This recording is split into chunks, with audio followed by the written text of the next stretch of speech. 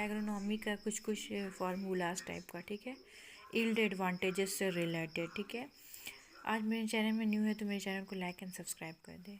Land equivalent ratio क्या होता है? It means the relative land area occupy by sole crop is require produce yield achieve in intercropping. Land equivalent ratio is equal to yield of intercrop divided by yield of sole crop.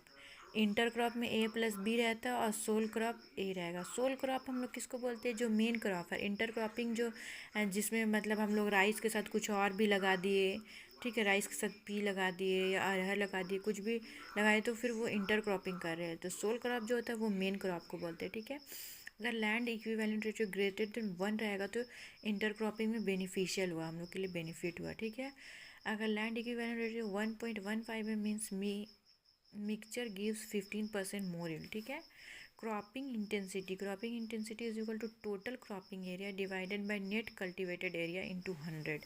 Cropping intensity of India is nearly 143.60%। Crop rotation intensity. Crop rotation is equal to number of crop in a crop rotation divided by number of year in the crop rotation into 100, means that number of crop है, ठीक है, और year में। तो मतलब जैसे कि हम लोग क्रॉप रोटेशन करते हैं ना, जैसे कि आज हम लोग इस साल हम लोग राइस लगा दिए तो फिर दूसरे साल शुगर केन लगा देंगे, राइस के साथ पी लगाए तो फिर नेक्स्ट ईयर हम लोग wheat and sugar cane and potato लगाए, फिर थर्ड ईयर में दूसरा लगा दिए पैडी शुगर केन। मतलब हम लोग को उसी लैंड में हम लोग को चेंज करते रहना है ईयर टू हर साल। तो ये इससे क्रॉप रोटेशन, इसको बोलते हैं क्रॉप रोटेशन, और ये क्रॉप रोटेशन इंटेंसिटी का ये फार्मूला होता है। और क्रॉप रोटेशन से हम लोग को बेनिफिट होता है ना कि जो भी वहाँ पे सोयल बॉर्न डिजीज़ या एयर बॉर्न डिजीज़ जो होता है ना, वो डिजीज़ से, इंसेक्ट से हम लोग को बहुत हद तक ये होता है, बच जाता है। Harvesting index. Concept of harvesting index is given by Donald. The effective utilization and assimilation of CO2 in the form of photosynthesis is expressed in term of harvesting index. Harvesting index is called coefficient of effectiveness. Harvesting index जो होता है ना, assimilation of CO2 in the photosynthesis में, ठीक है।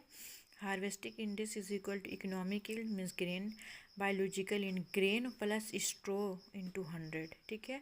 Harvesting index में हम लोग ग्रेन का जितना यील्ड हो वो और उसका ग्रेन एंड स्ट्रो दोनों का लेते हैं, ठीक है। Biological yield is equal to economic yield.